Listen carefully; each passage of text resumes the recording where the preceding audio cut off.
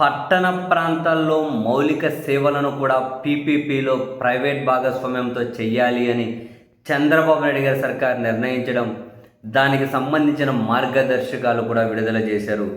ఆ మార్గదర్శకాలను కనుక చూస్తే ఆ పట్టణ మౌలిక వసతుల్లో భాగమైన నీటి సరఫరా, వనరుల నిర్వహణ, ఘన వ్యర్థాల నిర్వహణ, మురుగునీటి పారుదల నిర్వహణ, నగర రహదారుల మెరుగుదల అభివృద్ధి, మెట్రో రైలుతో సహా సామూహిక రవాణా, నగర వృద్ధి కేంద్రాలు, కమాండ్ కంట్రోల్ సెంటర్, విపత్తు నిర్వహణ, గృహ వసతి, ఆస్తుల పునరాభివృద్ధి, పార్కులు, బహిరంగ ప్రజా స్థలాలు, పౌర సౌకర్యాలు, వినోదం, అమ్యూజ్మెంట్ పార్కులు, ప్రజా సౌకర్యాలు, మౌలిక సదుపాయాలు, పౌర సేవలు, వీధి దీపాలు తదితర వాటిని పీపీపీ విధానంలో చేపట్టనున్నాము అని చెప్పి ప్రభుత్వం మార్గదర్శకాల్లో చెబుతోంది.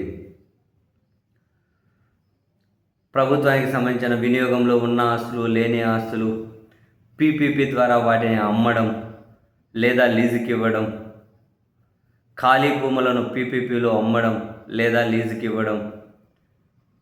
సో ఆ ప్రాజెక్ట్ యొక్క స్వభావాన్ని బట్టి భూములను లీజుకి ఇస్తారా, లైసెన్స్కి ఇస్తారా, రాయితీలు ఇస్తారా, లేదంటే వాళ్ళకి హక్కుగా కల్పిస్తారా, లేదా మరే ఇతర మార్గాలను ఇస్తారా అన్నది అప్పుడు పరిస్థితిని బట్టి ఆ ప్రాజెక్టు విలువను బట్టి నిర్ణయిస్తారట.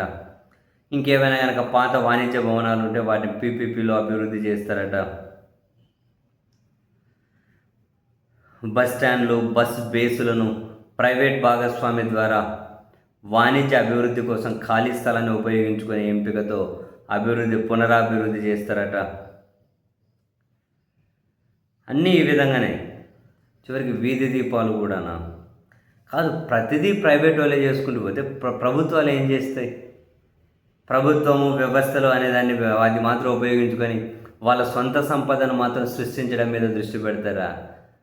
చివరికి ఇప్పుడు ప్రతిదీ పౌర సేవల్లో కూడా ప్రైవేట్ వాళ్ళు చేసేటట్లయితే ఇంకా పాలన దేనికోసమో నిజంగా నాకు అర్థం కాదు. అదేంటో చంద్రబాబు నాయుడు గారికి ప్రైవేట్ మీద మమకారం ఫస్ట్ నుంచి కూడా. ఆయన దాన్ని కూడా గొప్పగా ప్రచారం చేసుకుంటారు. ప్రతి చోట ప్రైవేట్ పోయి తర్వాత వచ్చేది ఏముంటాయి? తర్వాత వచ్చేటివి ఏముంటాయి? అల్టిమేట్గా మిగిలేది ఇంకా నియంతృత్వము, జమీందారీ వ్యవస్థ, పొంగ రాచరిక వ్యవస్థ వస్తాయి. ప్రతి దాంట్లో ప్రైవేటు చొరబడతాయి. ఇప్పటికే కార్పొరేట్ పరిపాలన కింద పైన అల్లాడిపోతూ ఉన్నారు. రాష్ట్రాల్లో, కేంద్రాల్లో మొత్తం వ్యాపారస్తుల మయంలోనే చిక్కుకుపోయారు జనజీవనాలన్నీ కూడా. ఇప్పుడు పూర్తిగా అఫీషియల్గానే అన్ని చోట్ల ఎంటర్ చేసేస్తే ఏందో ఏమో.